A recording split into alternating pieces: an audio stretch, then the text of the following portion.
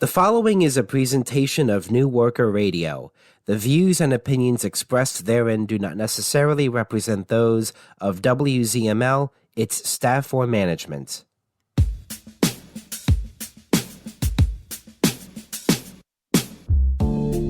Hello, and welcome to New Worker News on WZML 92.9. My name is Manolis, bringing you national and international updates from a worker's perspective.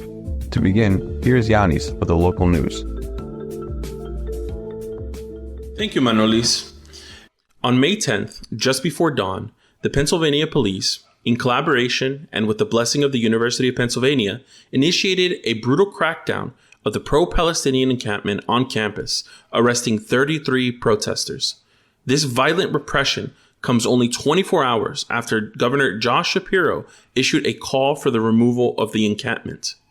For 16 days, students, faculty, and supporters have occupied College Green on campus in protest, demanding that Penn divest both from Israel and corporations that benefit from the ongoing genocide in Gaza. Despite claims to the contrary by the school administration, the encampments have been entirely peaceful, with students holding speeches, setting up a free library, and even distributing food. Since the beginning, the administration and capitalist state government have been conducting a deceitful and coordinated smear campaign against the encampment. One of the lies spread was that the encampment blocked access to certain study areas on campus, and in this way, it was disruptive to the operations of the university. In reality, the encampment did not block any of those sidewalks around the College Green and was entirely contained on the green itself. As soon as the encampment was destroyed, the university closed off access to the green completely, even going so far as to set up campus security to guard the perimeter. With no shame, the administration exposes themselves as liars and hypocrites. If the students really were disrupting campus operations by blocking access to study areas, what is the administration doing by closing the area off entirely? This repression of peaceful assembly only further confirms the anti-worker character of the state government and of the school administration. When our colleges operate, as they do, like veritable hedge funds, they only continue to serve and perpetuate the interest of capital. Only once the entire economy is in the collective hands of the working class, only once we establish a true worker state, will our schools be free from the grips of capital. New Worker Radio stands in solidarity with the students, faculty, and popular masses of Penn. We stand in solidarity with the Palestinian people in their struggle for self-determination. This repression cannot and will not stop our just struggle against capitalist barbarity, internationally and domestically.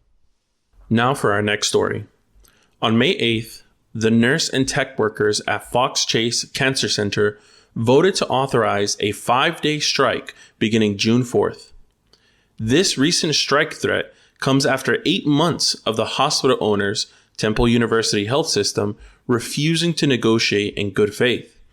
The nurse and tech workers at Fox Chase, who individually won their union votes late last year, have yet to secure their first contract with Temple due to the company's shameless anti-worker actions. This latest threat of a strike is far from the first made by the Philadelphia Association of Staff Nurses and Allied Professionals, PASNAP, which is the union that represents both the technicians and nurses at Fox Chase. This past March, the bargaining committee was authorized to hand in a 10-day strike notice. Similar to this strike threat, the issue was Temple's anti-worker negotiating. Both the tech and nurses, although working in the same hospital and both being represented by PASNAP, are being forced by Temple to negotiate separately. When the bosses refused to bargain with both groups jointly, the strike threat was delivered, but was never followed through, despite Temple continuing to negotiate separately. The workers at Fox Chase are not only right to threaten to strike, but given the actions of the employer, it is the only way to secure a just first contract. Furthermore, this strike must be undertaken decisively. Part of the reason why is that workers should never surrender the initiative to the bosses and should always remain on the offensive. One of the greatest labor leaders in U.S. history, William Z. Foster, talked about the importance of workers always being on the offensive in their struggle against the employer. Quote, "We must attack always, or at the worst, be preparing to attack. This theory applies as well to the class war in industry as to military war on the battlefield. The workers, like soldiers, and they are the same human beings and subject to the same psychological laws, fight best on the offensive. They are then fired with a sense of power and victory. Defensive fighting demoralizes them and fills them with defeatism. Every good striker leader, like every good general, must take this basic fact into consideration." End quote. These are the words of Foster, who understood that workers, much like soldiers, fight best when attacking. To allow oneself to remain on the defensive is to subject ourselves to demoralizing struggles. Furthermore, this kind of strategy will often give the workers the advantage of the element of surprise. The benefit of this cannot be overstated. We should never show our hand to the employer or allow them to counter us. It was a mistake on the part of union leadership to issue so many strike threats without following through. For far too many unions, strikes have become a mere scare tactic, something easily threatened but rarely ever actually followed through with. This is a grave mistake and must be corrected if the workers are to be successful in their struggle. It is no surprise that Temple has continued to refuse to meet the demands of the workers despite so many threats. The bosses are questioning the resolve of the union. We have to demonstrate just how serious we are about winning by striking, not for 5 days, but until Temple gives in to the just demands of the workers. Even when responding to the attacks of the bosses, we must ensure that we stay on the offensive. Furthermore, when you announce the length of time the strike will be active beforehand, you give the bosses the upper hand. They now know how long they have to hold out to outlast you. For example, last December, nurses represented by PASNAP walked out for 5 days. They returned to work without a contract, the very reason they went on strike. These half strikes will never force Temple to the table because we are fighting on their terms. One of the technicians, Nancy McIntyre, was quoted by the Philadelphia Inquirer about the negotiations saying, quote, "They have been calling the shots and we've been giving in," end quote. It is time that the workers of Temple begin calling the shots to fight this struggle on their terms. Make no mistake, we are in a warlike struggle against the bosses, against the entire class which exploits us, and we will not be victorious unless we begin to critically evaluate our strategy, unless we return to the militant origins of our movement. I now turn it over to Manolis for national and international news. With the support of the Democrats, the Republican president of the House of Representatives in the USA, Mike Johnson, escaped the motion of censure submitted against him by the Republican Congresswoman Marjorie Taylor Greene.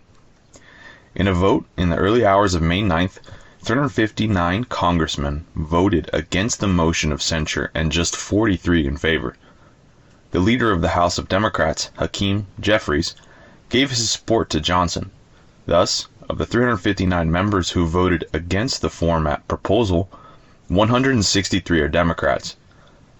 Among the 43 who voted in favor of the motion of impeachment, there were only 11 Republicans. However, even this number would be enough to impeach Johnson without the support of the Democrats, since the Republicans have a narrow majority, 217 to 213, in the House of Representatives.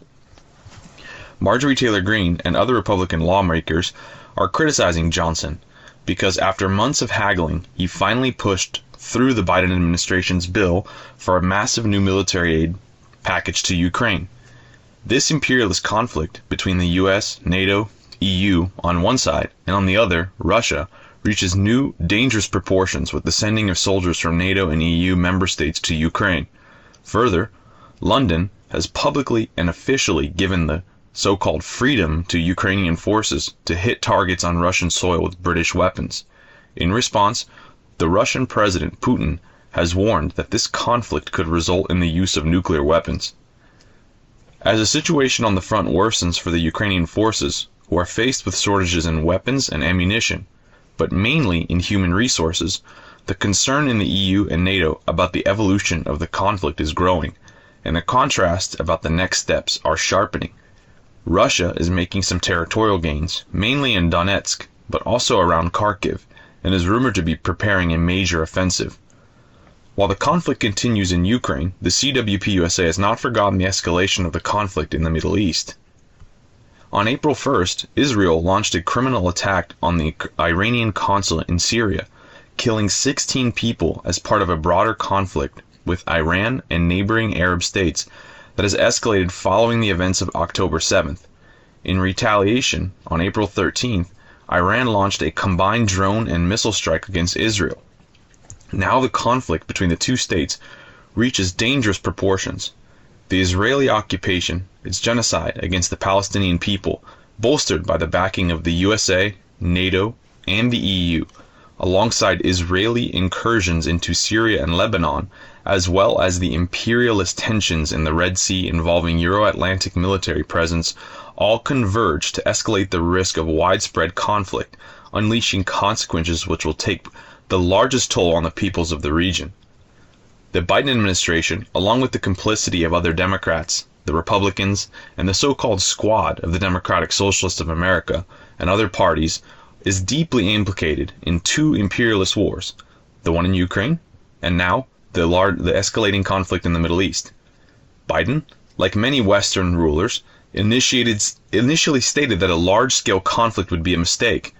However, after the Israeli response to Iran's actions, it was none other than the United States that provided the majority of support to Zionism and is increasing economic aid to the genocide. Every day it becomes clear that U.S. imperialism and its allies want to extend the armed conflict in the Middle East. They seek a large-scale war due to their loss of economic power and political interference within the global capitalist system. The CWPUSA calls upon workers and people to join the students of the universities, to unite in linking the struggle for the liberation of Palestine with the fight against imperialist war and the struggle against the Biden government for demanding the immediate withdrawal of support from Israel and the disengagement of the U.S. from imperialist wars. People must escalate demands for the closure of U.S. military bases and infrastructure and the return of all troops to the country. They must reject being drawn into the bloodthirsty pursuit of the U.S. bourgeoisie's interest and firmly condemn the Biden government, NATO, and the Euro-Atlantic parties. Any attempts by the representatives of social democracy to assimilate the movement, to integrate themselves into the ongoing battles, like the recent endeavor by Alexandria Ocasio-Cortez at Columbia University, should be firmly barred without exception. From this stems the necessity to reconstitute the Communist Party in our country, to finally overthrow the capitalist system that breeds misery, murder, poverty, wars, refugees, corruption, and anarchy. Unless we act decisively, workers will once again be dragged into the whirlwind of imperialist barbarity.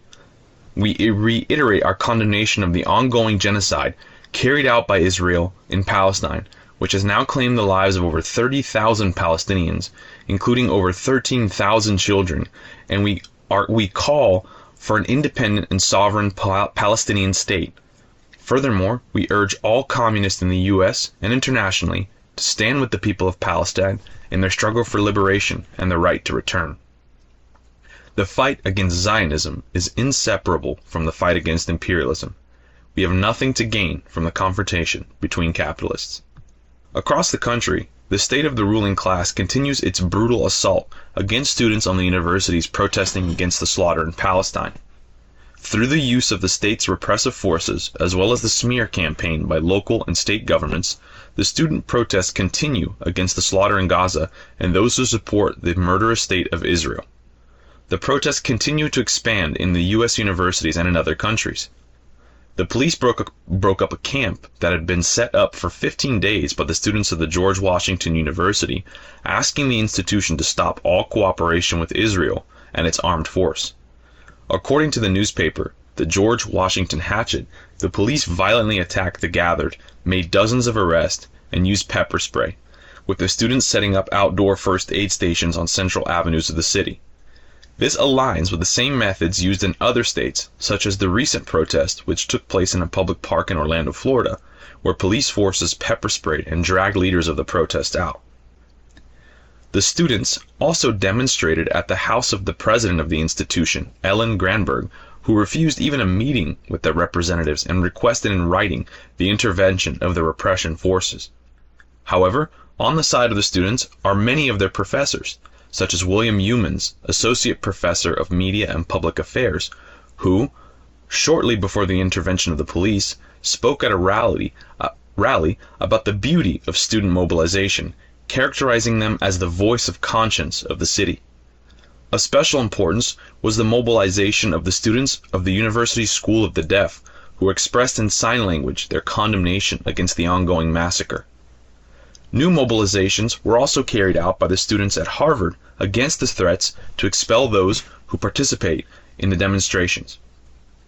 The Communist Workers' Platform of the United States reiterates its support of the righteous struggle of the students. We stand with the masses of students who are demonstrating against the barbarity of the murderous Israeli state against the Palestinian people. With the support of the U.S. and its allies, for over 6 months, the massacre in Gaza has led to tens of thousands of dead, including over 20,000 dead children. We condemn the arrest and crackdown against the students at the universities of Yale, Columbia, MIT, NYU, South California, and Texas at Austin, as well as those of the students in Orlando and George Washington University. We express our solidarity with the struggle of the students who are facing repression at the hands of the so-called progressive government of Biden, who is willfully dumping billions of dollars into the state of Israel to continue the slaughter. These so-called progressive values are shared by the United States and its allies in the governments of the European Union, who attempt to absolve the crimes of Israel through the pretext of the right of self-defense. The repression on the universities demonstrates the bourgeois character of schools, which, in the hands of business owners, do not hesitate to mobilize shock troops when business is interrupted. This is precisely why, under the domination of the capitalist system, there's no freedom of speech, there's no freedom of association, there is no such thing as freedom of the proliferation of ideas. The youth of the United States are proving that they are on the right side of history, expressing their solidarity with the Palestinian people. The Communist Workers' Platform joins the voices of the students who continue their struggle despite the various forms of repression. The youth have made it clear, we will not back down. Stop the financing of genocide. Free Palestine from the river to the sea. New Worker Radio will be back in a minute. But we're pausing here because I want to remind you that every day throughout this country, workers are subjected to injustices and humiliation at the hands of the capitalists, from unpaid wages to mass layoffs. We at New Worker understand the tyranny that the workplace is for workers. This is why we fight to expose these injustices. This is why we want to hear from you, the listener. Are you having issues at work? Bosses cutting your wages or hours? Are you or your fellow workers' safety being thrown out the window in the name of ever-increasing profit? You are not alone. Reach out to us to tell your story. You can anonymously send an email or even a voice memo to CWPUSA@protonmail.com. Again, that is CWPUSA@protonmail.com. In other news, the watchdogs of the bourgeois state continue their work of helping to clamp down on the student protests. Bounties are placed, which state the following: $1,500 cash reward for the location and arrest of this man. Also, $500 cash reward for information leading to the arrest of this woman. These are not bounties of wanted criminals of the Wild West. They target students, professors, and university workers in the U.S. and Britain who are protesting against the slaughter of the murderous state of Israel against the Palestinian people. In the U.S. and Britain, Along with the barbaric state repression, the McCarthyan-style crusade is ramping up with the aim of terrorizing anyone who reacts to the crimes committed by the State of Israel in Gaza and the West Bank. Photos, videos, names, places of work, and other personal data are out in the open every day by various shadowy organizations that have appeared in recent months on the internet, especially on social media. Under the guise of the so-called countering of anti-Semitism, the official state christens every act of condemnation of the massacre and solidarity with the Palestinians. These shadow organizations engage in what is called doxing. This is the publication of personal information as a means of blackmail and terrorism. With this method, they call and pressure the universities to expel the protesting students, to fire the professors who are on the side of the students, and for the firing of the workers if they are in companies. A typical example of such an organization is the self-proclaimed Jewish surveillance network, which is known as the Shirion Collective, which operates mainly on X, the former Twitter. Shirion Collective posts daily videos, photos, and other material purporting to expose anti-Semitic activity in the US and Britain. In fact, it claims that it detects the digital fingerprints of people in the name of aggressive surveillance and exposure of anti-Semitism. The organization says it uses advanced digital tactics to shield the Jewish community, essentially pulled from the drawers of McCarthyian terrorism. It calls for participation in its defense crusade and declares itself relentless in its mission to expose and neutralize anti-Semitic elements. The organization posts rewards for identifying protesters and organize online operations in order to silence those who get in the way of organizing demonstrations and other actions in solidarity with the Palestinian people. The organization's most recent headhunt focused on the University of Pennsylvania. It put up a post claiming wanted $500 cash for each University of Pennsylvania faculty member. We need their identities. Indeed, in a post in December, the organization claimed it would pay up to $15,000 for critical information about politicians, $7,500 for doctors, and $250 for each student. Organizations like these have mushroomed since the start of Israel's genocidal operations in Palestine. Most of them operate on the same model as the Canary Mission. The Canary Mission, whose funding remains a mystery, apart from some disclosures of donations from businessmen of Jewish origin in the US, has been operating since 2015. Its website hosts hundreds, if not thousands of names, photos, and other personal data of students, academics, doctors, and other workers in the US, who it claims promote hatred of the US, Israel, and Jews. In international news, the provocative decision of the US courts to acquit Alexander Alasso for the attack on the Cuban embassy in Washington in April 2020 is denounced by the Cuban government. In his statements, the country's foreign minister, Bruno Rodriguez Parrilla, notes that this decision, which was issued on May 1st and recently became known, constitutes a dangerous message of impunity for those who propose violent actions against our diplomatic headquarters in Washington. In a related announcement, the ministry recalls that Alasso, a person of Cuban origin who has lived in the United States since 2010, fired 32 bullets from an AK-47 semi-automatic rifle in the early hours of April 30th, 2020, against the Cuban diplomatic headquarters in Washington, where material damage to the exterior and interior of the building and the lives of several people inside the building were at risk.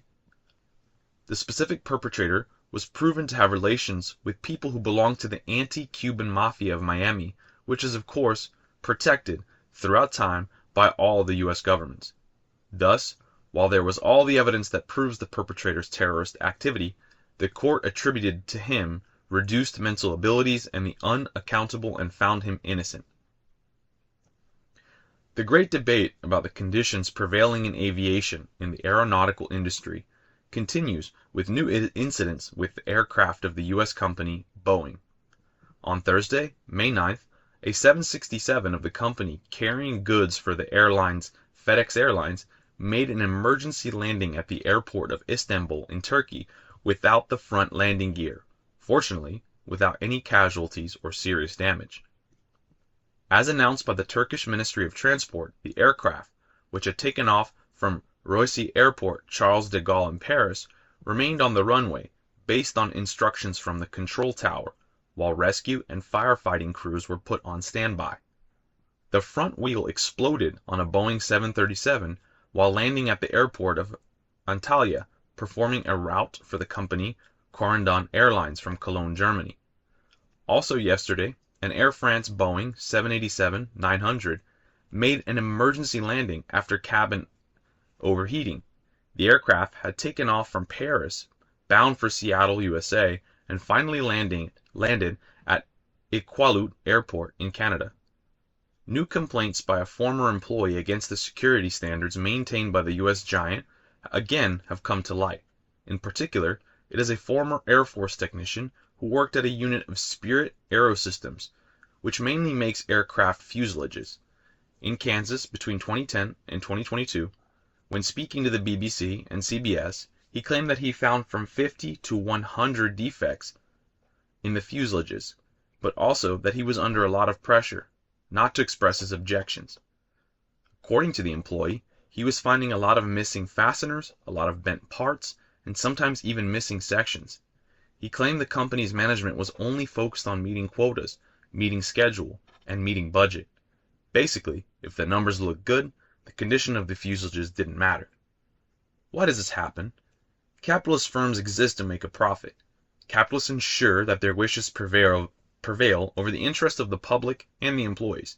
The profit drive is why design problems are overlooked, why cheaper cost outranks safety, why tests and inspections are corrupted.